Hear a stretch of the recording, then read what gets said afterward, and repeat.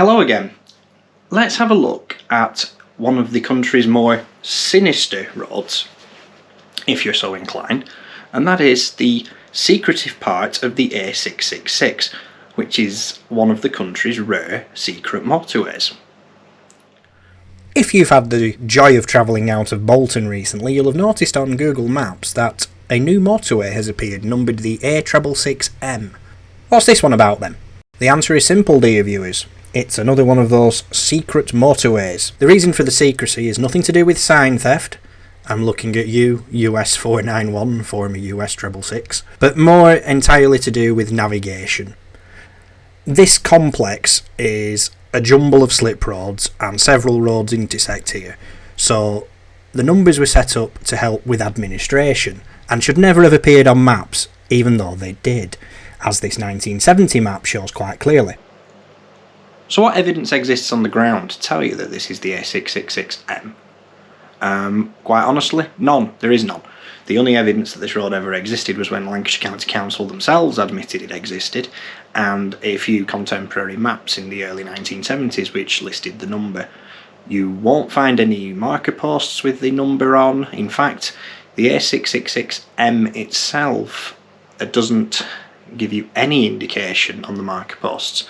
The A and B carriageways and the numbering all follows the M61's system.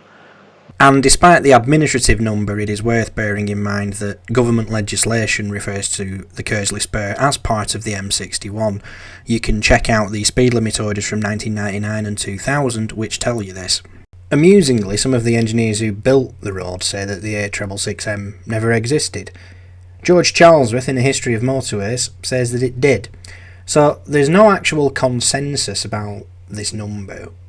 We've assumed, in good faith, that it is purely an administrative number and there is no legal reference to the A666M anywhere.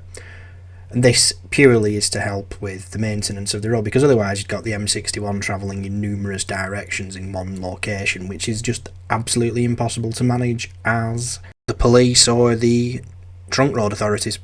Hold on, I'm just going to replay that last bit of clip, because what on earth are those advisory speed limit signals doing?